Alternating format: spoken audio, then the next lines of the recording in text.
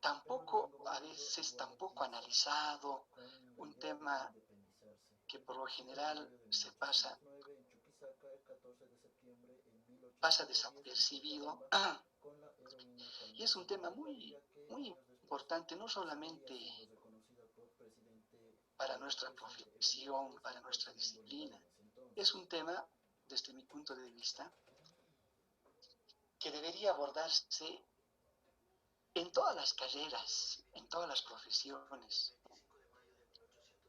porque muchas veces acumulamos una serie de conocimientos técnicos, nos especializamos en técnicas, en la utilización de herramientas.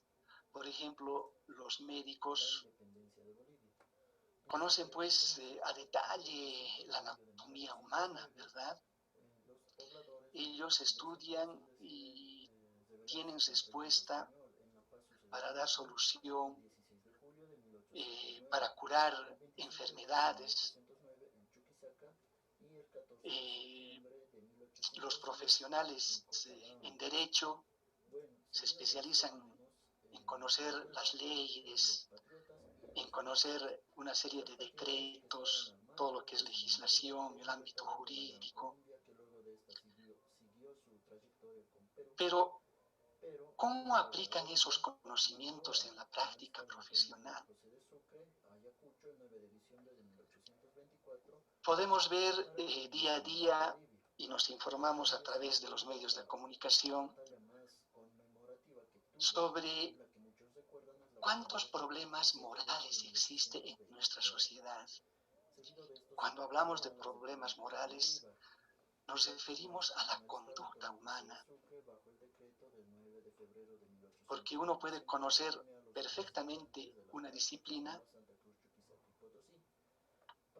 pero el beneficio o perjuicio para la sociedad depende de cómo se apliquen esos conocimientos, porque uno puede aprender muchas cosas, muchos temas, puede tener muchos conocimientos especializados en una determinada rama, pero ¿cómo uno aplica esos conocimientos? Esos conocimientos uno puede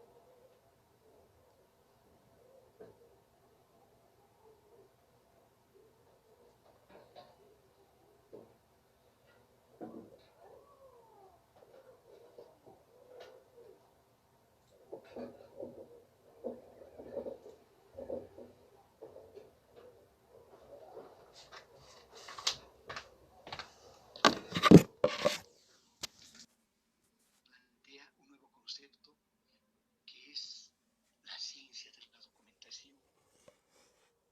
Pero no pasó mucho tiempo y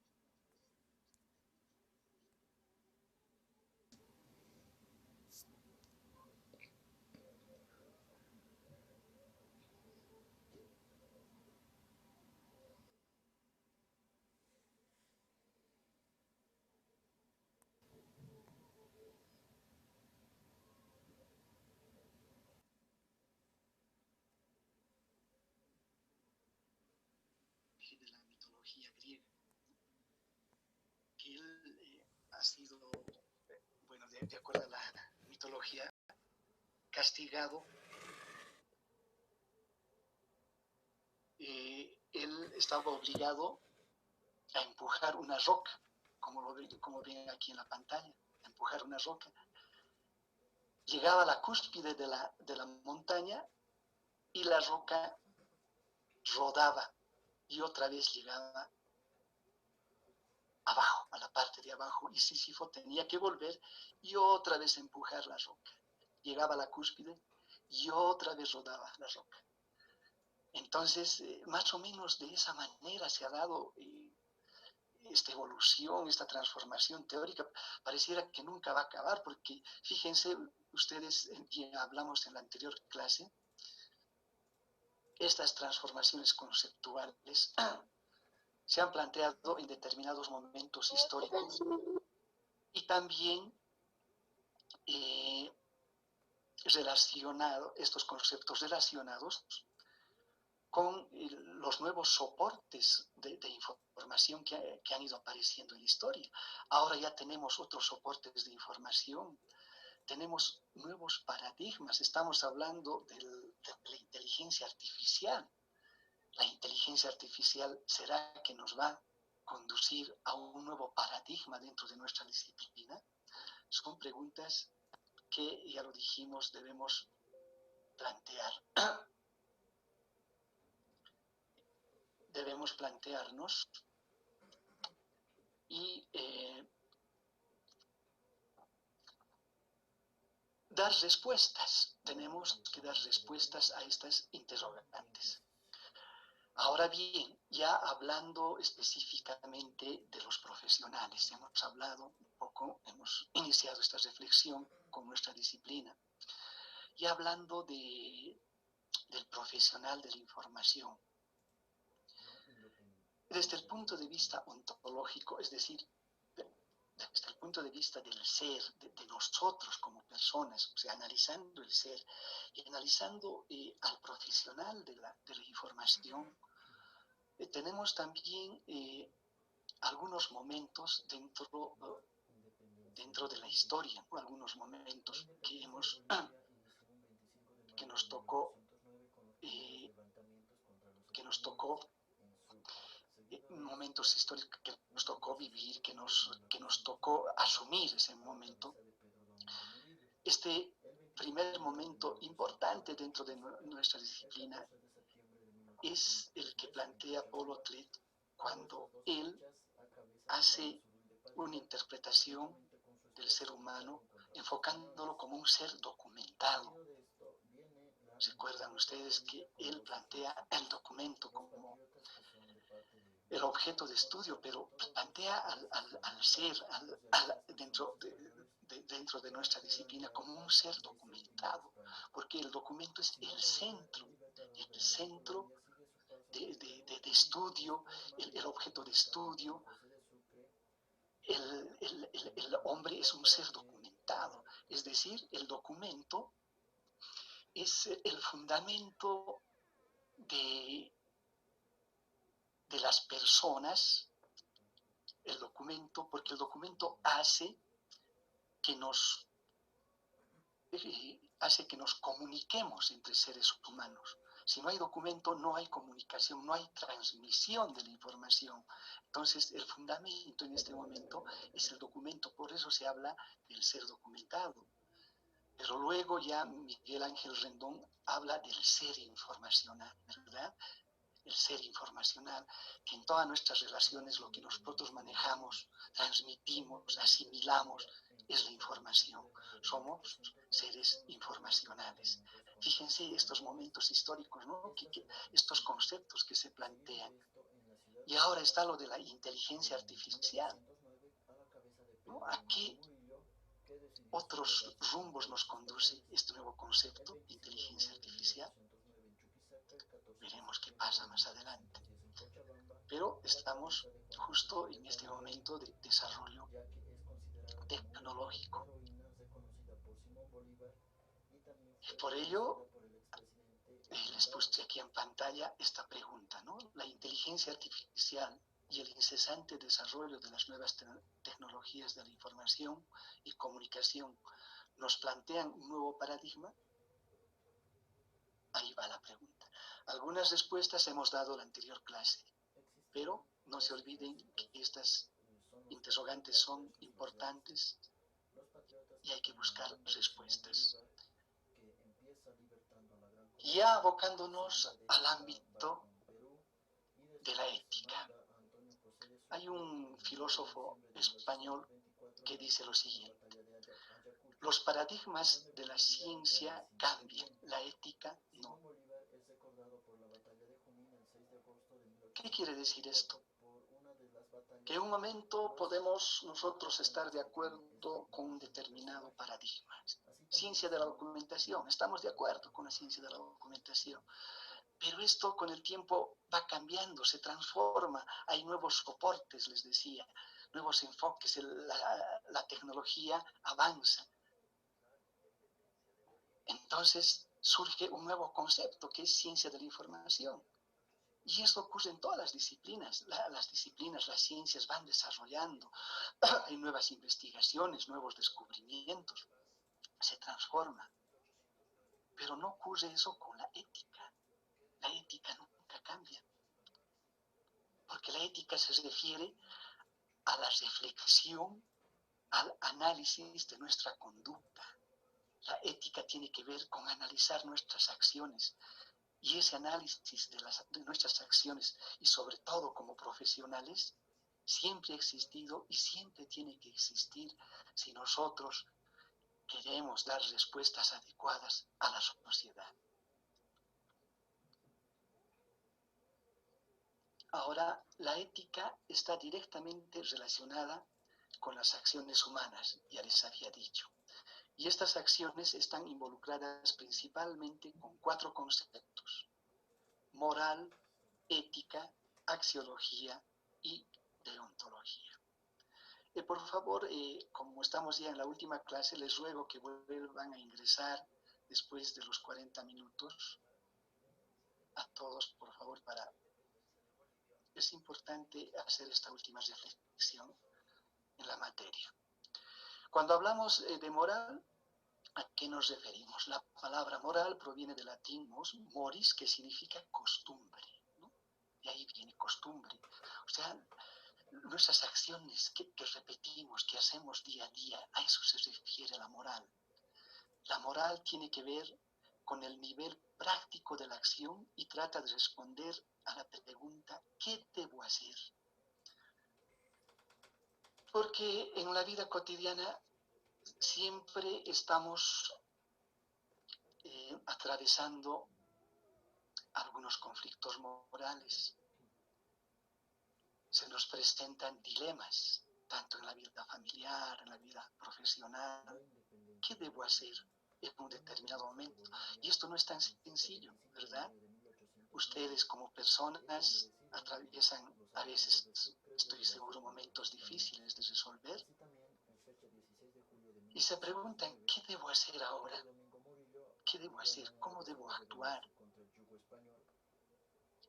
Hay muchas acciones nuestras que nos pueden conducir tal vez a cometer algunos errores en la práctica. Cometemos errores, pero muchas veces estos errores, como se dice normalmente, cometemos errores pero sin querer. A veces por hacer alguna acción o por realizar una buena acción, perjudicamos a alguna persona. Entonces, es bien difícil, es muy difícil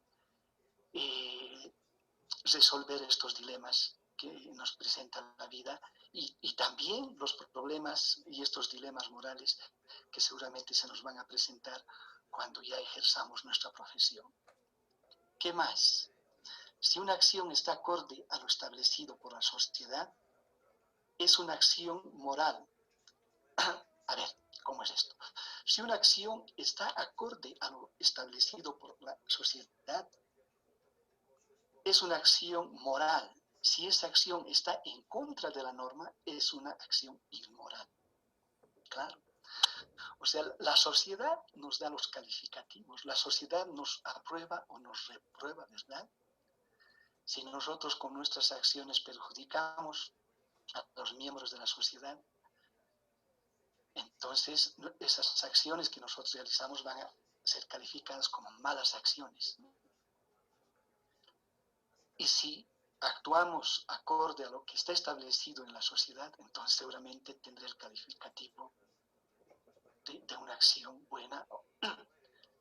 Dirá, esa acción es muy buena, esa persona o ese profesional actuó de buena manera. Es la sociedad que nos califica. Bueno, esa es la moral, ¿no? Es la moral, nuestra conducta. ¿Y qué es la ética? La palabra ética está emparentada con la voz griega costumbre, ethos, que significa costumbre también. Pero ética ya tiene que ver con la reflexión sobre nuestros actos morales.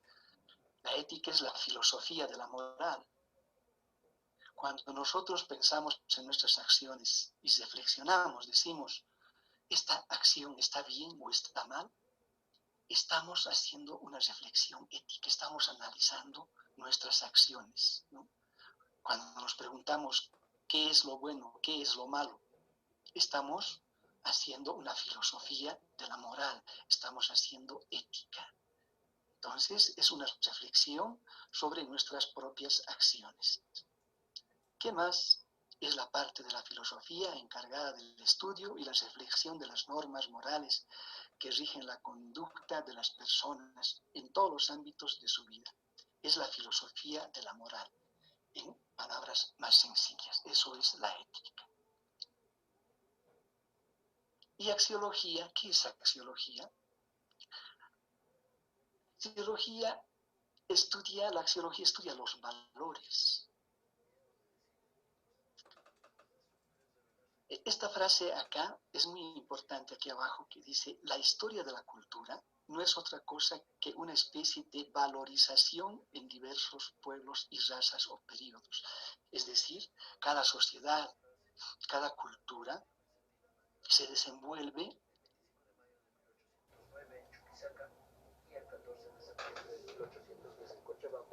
la heroína Juana Zurduya Padilla, que juntamente con su esposo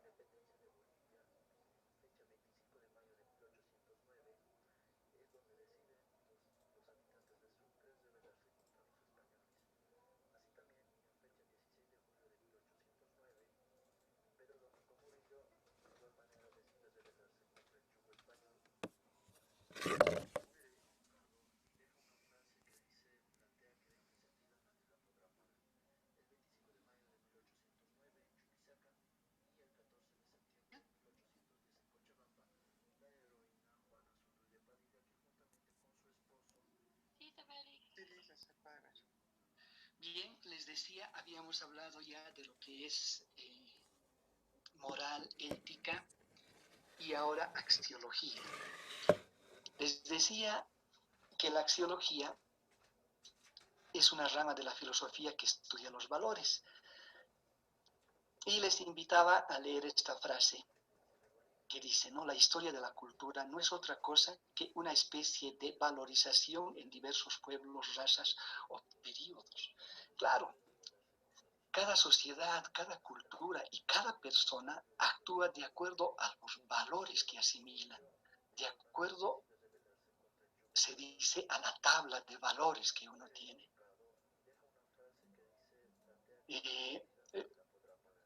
Por ejemplo, si ustedes recuerdan, en la antigua Grecia,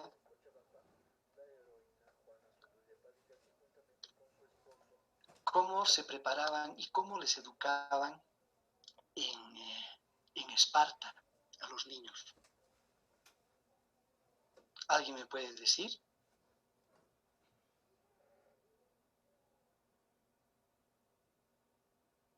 Licenciado. Graciela. Sí, los preparaban más que todo para la guerra, ¿no? O sea, fortalecían más lo que es el cuerpo y posteriormente trabajaban lo que es la mente. Muy bien, Graciela. ¿Se dan cuenta? Esa sociedad, esa cultura valoraba la energía del cuerpo, valoraba la fortaleza, valoraba todo lo que es la formación física de las personas. Sí, sí. Perdón, quiero añadir algo más. Ese estilo de enseñanza se llamaba agogué.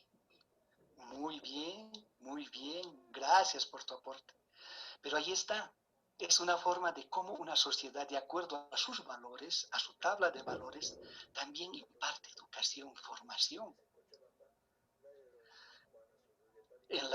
En distintas sociedades, por ejemplo, la sociedad norteamericana, seguramente allí los valores que priman son los valores utilitarios, ¿no?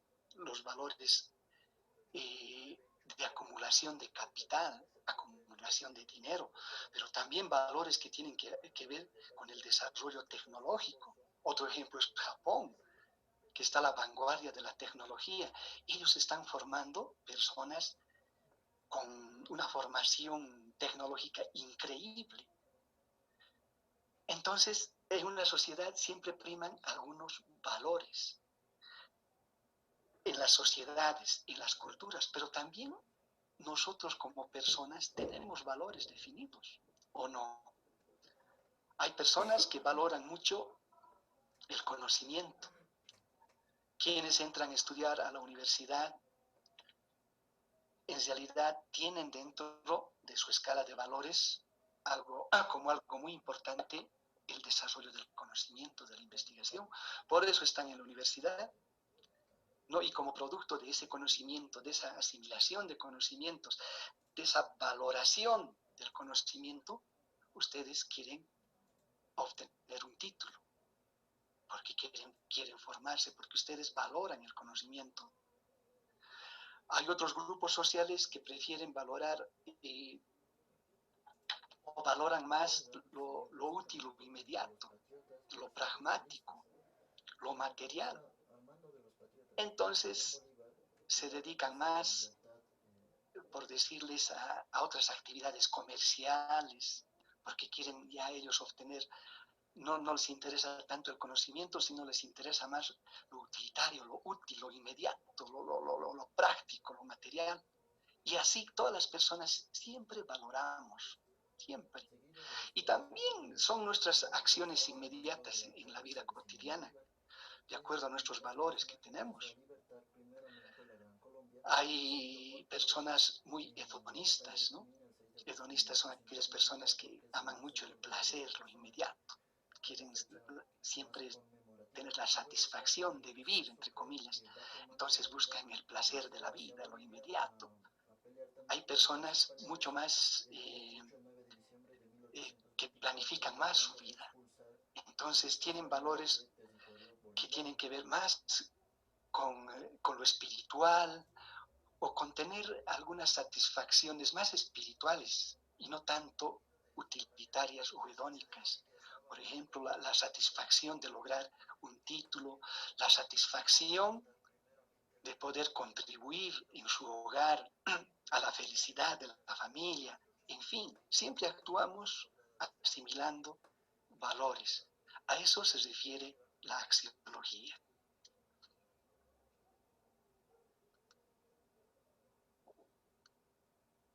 Y la deontología. La deontología proviene de la palabra griega deontos, que significa el deber.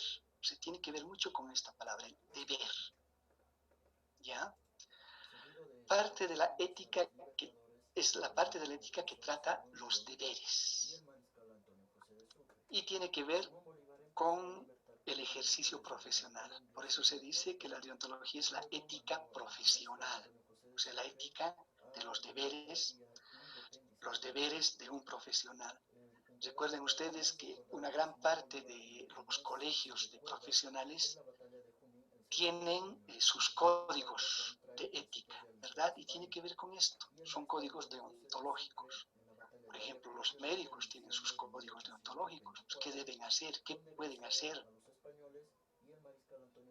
El juramento que hacen los médicos para ejercer la profesión tiene que ver con esto, ¿no? Con este juramento deontológico, que ellos, por ejemplo, no pueden, tienen la obligación de salvar vidas y hacer todo lo que está a su alcance para salvar una vida, ¿no? Entonces son códigos, los abogados, no sé si lo cumplan o no lo cumplan, pero tienen ahí su código de ética. Entonces esto tiene que ver con los deberes, qué debo hacer como profesional, ¿no? Entonces decimos, es el conjunto, la deontología es el conjunto de principios y normas éticas de comportamiento que regulan y guían una actividad profesional. Su propósito es establecer los deberes y obligaciones que tienen que asumir quienes ejercen una determinada profesión. Es importante establecer estos deberes que se conviertan en una guía, ¿no?, de nuestras acciones. Pero yo particularmente pienso que ningún código de ética va a funcionar si nosotros no tenemos un compromiso ético, un compromiso que podríamos decir consciente, ¿no?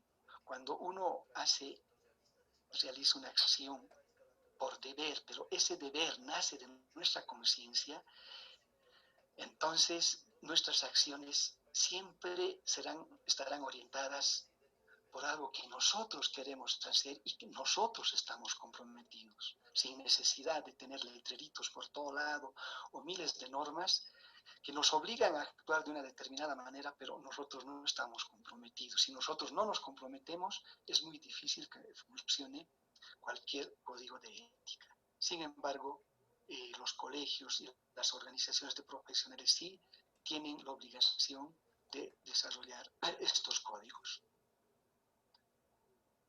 Ahora, este código o la deontología fue planteada por primera vez por este señor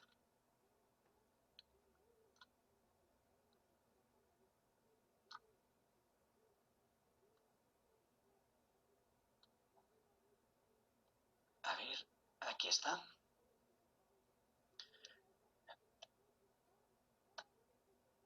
Ahí está, ¿no? Jeremías Bentham, en su obra Ciencia de la Moral, él plantea por primera vez este término de deontología, ¿no?, que ya les expliqué de qué trata. Este señor pretendía lograr la fórmula kantiana. Y hablar de Kant no es una clase de filosofía, pero a ver, Kant, ¿qué es lo que pretendía Kant? Kant habla de los deberes. Kant piensa que nuestra conducta moral, que todos podemos reconocer, todos los seres humanos, el bien del mal. Y nosotros alcanzamos esa categoría de bien a través de nuestra razón. Es decir, todos los seres humanos son capaces de entender qué es bueno y qué es malo, así en palabras sencillas, ¿no? Y que nuestra conducta tiene que estar guiada por esa asimilación, por la razón. Es decir, todo ser humano entiende lo que es bueno y malo, y si entiende qué es bueno y qué es malo, entonces debe actuar haciendo el bien, porque sabe lo que es el bien y sabe el mal. Y todos los seres humanos tienen esa capacidad de identificar el bien del mal. Todos. Entonces, si nosotros nos dejamos guiar por la razón, identificamos el bien, tendríamos que actuar siempre haciendo el bien y no el mal. Eso por esencia, o sea, todos los seres humanos, según esta teoría, ¿no? Y eso tendríamos que aplicar también nosotros en el ámbito de nuestra profesión. Es decir, si nosotros sabemos qué es el bien y qué es el mal, ¿por qué vamos a hacer el mal? Tenemos que hacer el bien. ¿Y qué es hacer el bien? Hacer el bien es, en palabras sencillas y de acuerdo a este enfoque kantiano, siempre, tiene un imperativo, dice, actúa de tal forma que el resultado de tu acción se convierta en una ley universal. Esto significa más o menos que nosotros debemos realizar o hacer una determinada acción pensando en que esa acción no puede hacer daño a ninguna otra persona. No hagas lo que no te gustaría que te hagan, ¿no? No hagas daño a las personas si es que no quieres que las personas te hagan daño también a ti. Actúa de tal forma que más bien tu acción se convierta en una norma universal, que te gustaría que todos hagan eso, en beneficio no solamente tuyo, sino en beneficio de la sociedad. Es más o menos la lógica kantiana. Obviamente les estoy hablando en palabras muy sencillas, ¿no? Y eso tiene que aplicarse también en el ámbito de la profesión. Por ejemplo, cuando ustedes van a una biblioteca, ¿cómo les gustaría que les atiendan? ¿Cómo les gustaría que el bibliotecario les ofrezca la información? Piensen en eso. Entonces, si ustedes en algún momento van a una biblioteca y reciben un determinado servicio y les atienden de una manera inadecuada desde su punto de vista, ustedes no hagan lo mismo. Inviertan y digan, de esta manera se debe atender. ¿Por qué? Porque de esta forma, si yo atiendo de esta forma y ofrezco mis servicios de esta manera, el beneficiado va a ser el usuario. El beneficiado va a ser el ser social. Y si el beneficiario va a ser el ser social, también me voy a beneficiar yo. Es a veces tan sencilla esta lógica que no es necesario pensar tanto, ¿verdad? Pero a ver, ¿con qué tiene que ver en la práctica lo que les acabo de decir?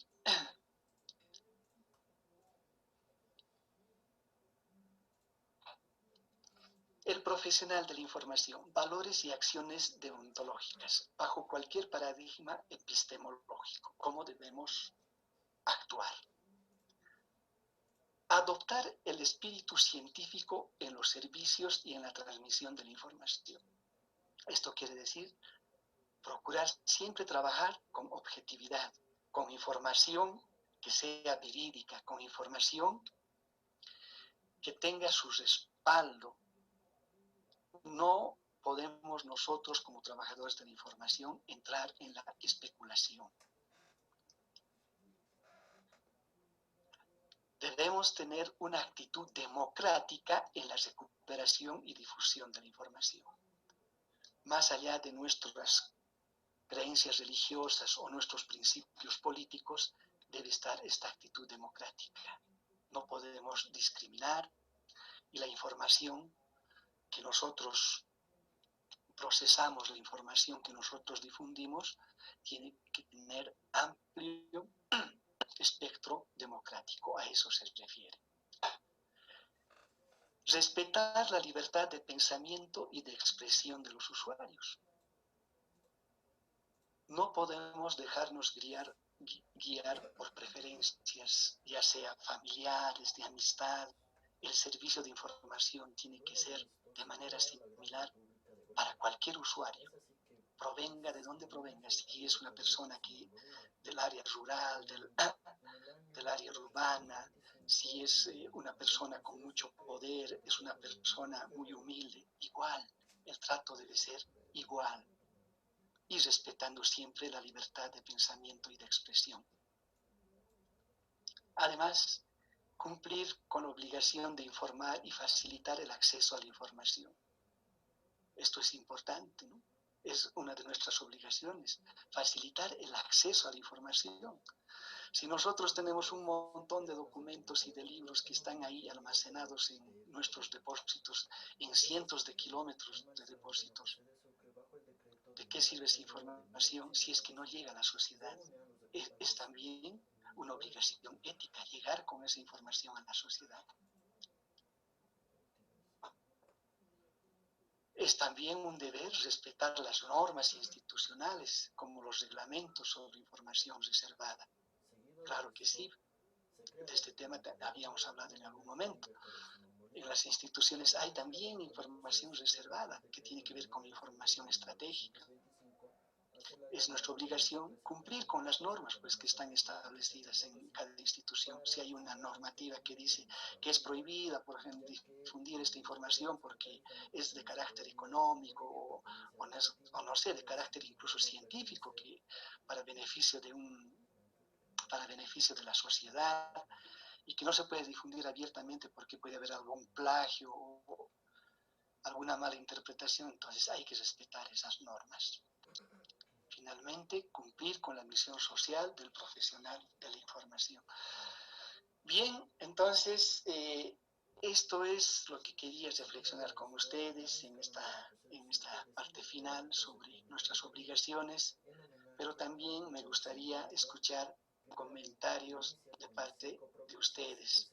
Les doy la palabra para que puedan intervenir. Adelante, por favor.